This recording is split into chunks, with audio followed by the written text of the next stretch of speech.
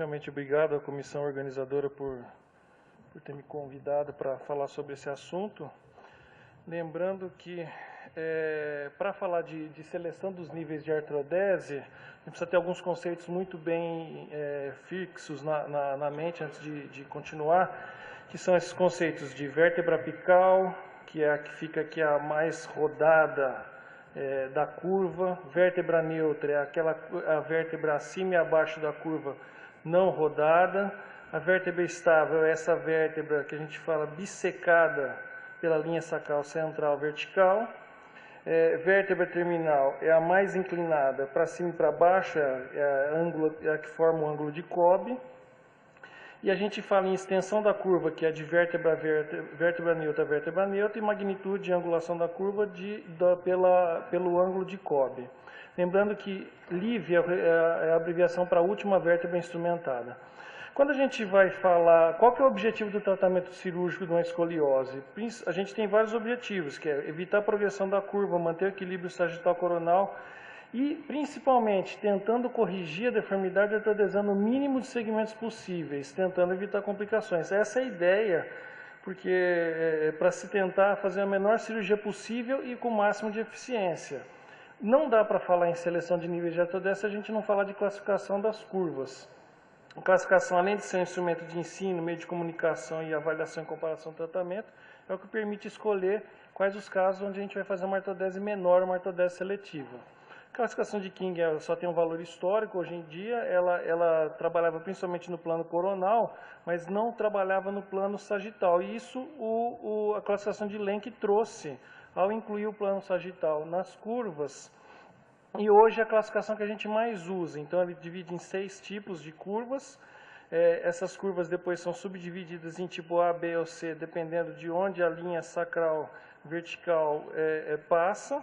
E se existe uma hipocifose, uma cifose normal ou uma hipercifose. Pela classificação de Lenk, a gente tem 3 curvas básicas, a torácica proximal, a torácica principal e a tóraco-lombar. E inicialmente você tem que definir qual que é a principal curva, que é normalmente a que tem a maior Cobb. Essa vai ser sempre incluída na artrodese. A dúvida é quais as curvas secundárias e se elas serão ou não incluídas na artrodese. Então existem alguns critérios para dizer se essa curva é estruturada ou não. Normalmente a gente leva na inclinação, nas radiografias com inclinação, se existe um Cobb maior que 25 graus na inclinação ou se existe cifose, essa curva é uma curva estruturada. Então, a gente vai falar em artrodese seletiva quando existe 2 curvas presentes, então são dos tipos C, tanto a 1, 2 ou 3C, e nessa situação onde existem 2 curvas, uma é estruturada e outra não. Nessa situação é que a gente está falando em artrodese seletiva. Você pegar, por exemplo, uma curva Lenk tipo 1A, onde você tem uma curva torácica principal e não tem desvio da linha média, isso não é uma artrodese seletiva, só está artrodesando o que deveria ser artrodesado mesmo. Existe essa situação mais complicada, 5C e 6C, onde você vai ter que ter algumas confirmações adicionais. Então, existem algumas coisas que foram criadas para dizer se vale a pena artrodesar seletivamente ou não. Então, você tem que olhar, além da magnitude do Cobb, a translação das vértebras, se existe rotação, e se existe qual é a relação de flexibilidade entre as 2 curvas. Então, em relação à translação, a gente avalia a distância em relação à linha de prumo da vértebra apical. Para rotação, a gente usa o método de Nashimou na vértebra apical para saber o quanto que ela é rodada. Curvas muito rodadas já são contraindicadas para se falar em artrodese seletiva. E existe essa relação entre as 2 curvas. Se você vai fazer uma artrodese seletiva torácica, existe essa relação. Se vai fazer uma artrodese seletiva lombar, existe essa outra. Você tem que ter pelo menos 2 desses 3 critérios presentes para tentar indicar artrodese seletiva. O problema é que assim, isso normalmente não é suficiente e se começou a observar outros detalhes antes de falar em artrodese seletiva. Então, existem maus resultados relacionados muitas vezes, antigamente, à correção excessiva, a índice, essa relação entre as 2 curvas baixo. E o principal, e é a grande briga quando a gente vai escolher quais os níveis serão artrodesados, é como escolher a vértebra terminal. Então, aqui só um exemplo, se você escolhe uma vértebra terminal muito alta para fazer a instrumentação, você pode ter esse efeito de Adignon, quer dizer, a curva de baixo continua progredindo. Então, começaram a se estudar isso para ver que fatores poderiam ser levados em conta antes de você escolher onde terminar a tua artrodese. Então, começou a ver que se você tem uma curva, por exemplo, se você tem uma instrumentação que para muito baixo e que invade a curva de baixo, você começa a ter risco de desbalanço de tronco. Esses autores escreveram para as curvas do tipo Lenk 1, ele descreveu um fator, se elas estão inclinadas para a direita ou para a esquerda.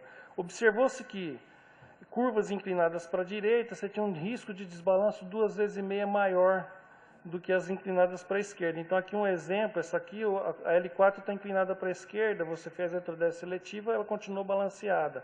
Essa, ao contrário, tinha uma L4 desviada para a direita, ao se fazer a artrodese seletiva, ela continuou desbalanceada. Isso, na verdade, está mostrando um fator que o próprio Landin já tinha observado, que é o seguinte: se você tem um tronco desbalanceado, existe uma grande chance da sua artrodese seletiva dar errado. E aí começaram a se estudar como fazer essa escolha. Então, começou a se falar da última vértebra tocada, para se escolher como a vértebra para terminar a tua artrodese. E normalmente você deveria estar coincidindo, o que se falava é que se deveria coincidir a última vértebra tocada com a última vértebra da artrodese, mas isso nem sempre funcionou. E hoje o conceito mais atual é da última vértebra substancialmente tocada. Então, a última vértebra substancialmente tocada foi criado esse conceito, porque muitas vezes definir a vértebra neutra era difícil, e com esse conceito você consegue, na verdade, englobar a maior parte dos casos e com o menor número de problemas. Então, para as curvas, principalmente Lenk 1 e 2, com a curva para a direita, você usar essa linha que a gente chama, e usando a vértebra substancialmente tocada, que é onde essa linha central vertical sacral passa por dentro do pedículo, se você usar esse conceito, a chance de desbalanço é menor. Isso não resume tudo, isso é um jeito de pensar a escoliose. Esse é o único jeito? Não, tem gente que pensa a escoliose de um jeito completamente diferente. Então, eu não posso deixar de falar, por exemplo, que existem outras classificações. Tem a classificação de Suki, não vou entrar em detalhes, não é a classificação que a gente mais usa, a gente trabalha com Lenk, mas é para vocês entenderem que o problema é mais complexo e cada um tenta dar a sua solução. O Suki, só para a gente entender e tirar esse mito de que é uma classificação complicada, na verdade é o seguinte: ele divide as curvas basicamente em dois grandes tipos: as que que vão sofrer uma artrodese só na torácica, que é essa single torácica, double torácica, e as que vão se estender a artrodese até a lombar, que é essa dupla maior e a tóraco-lombar-lombar. E o que o Suki propôs com a classificação dele? Ele queria um jeito de economizar na artrodese. Então, para essas curvas que vão parar na torácica, ele criou a subclassificação A e B. Que a A é onde a vértebra neutra ela coincide com a vértebra do COB. Então, você vai parar a tua artrodese nessa vértebra. A tipo B, a vértebra neutra está bem mais abaixo do que a vértebra do COB.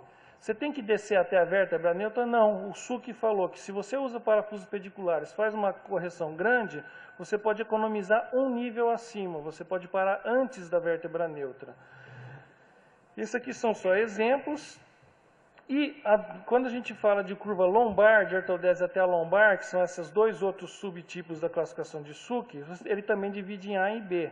E a grande dúvida sempre é, nas artrodeses lombares, paro em L3 ou paro em L4?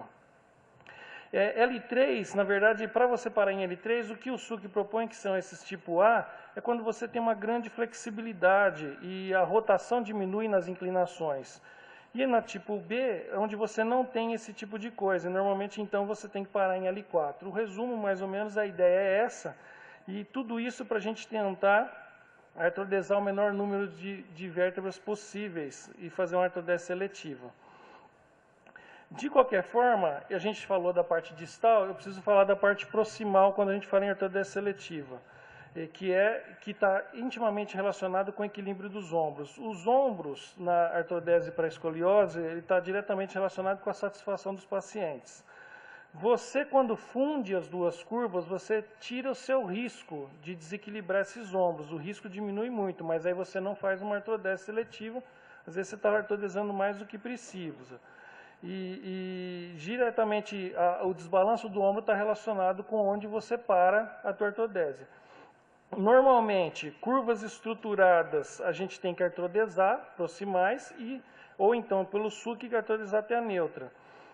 Normalmente, como é que funciona? Se você tem um ombro esquerdo mais baixo, você não artrodese a parte de cima, para levantar o ombro quando artrodese a principal. Se ao contrário, vai até em cima, então vai até T2. Se os ombros estão equilibrados, normalmente você para na metade do caminho. E o mais importante, os ombros, e se o ombro já é compensado, ele tem uma grande chance de sair descompensado.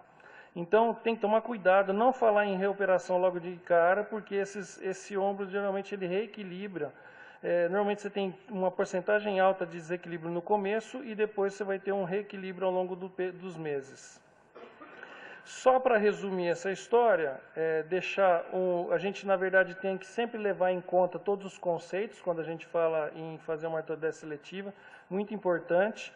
E a gente tem alguns highlights que eu queria deixar de mensagem para vocês, principalmente quando a gente tentando englobar todas as curvas. Nas curvas Lenk 1 e 2 voltadas para a direita, o que a gente tem, existe um risco aumentado para Adignon, principalmente esqueleto imaturo e nas artrodeses curtas, usar esse conceito novo que a gente tem de última vértebra substancialmente tocada.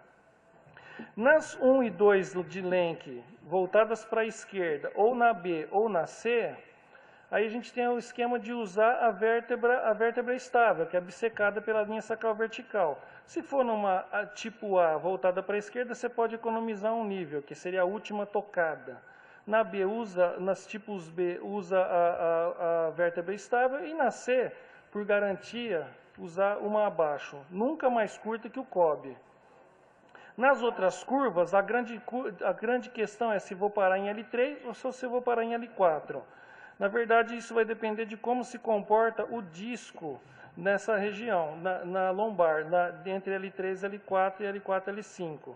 Se o ápice da curva for muito baixo, não dá para parar em L3. E você tem e essa curva não pode estar muito desviada da linha sacral vertical. E L4 e L5 tem que ser flexível, senão não funciona. É isso que eu precisava falar. Depois estou aberto à discussão. Obrigado.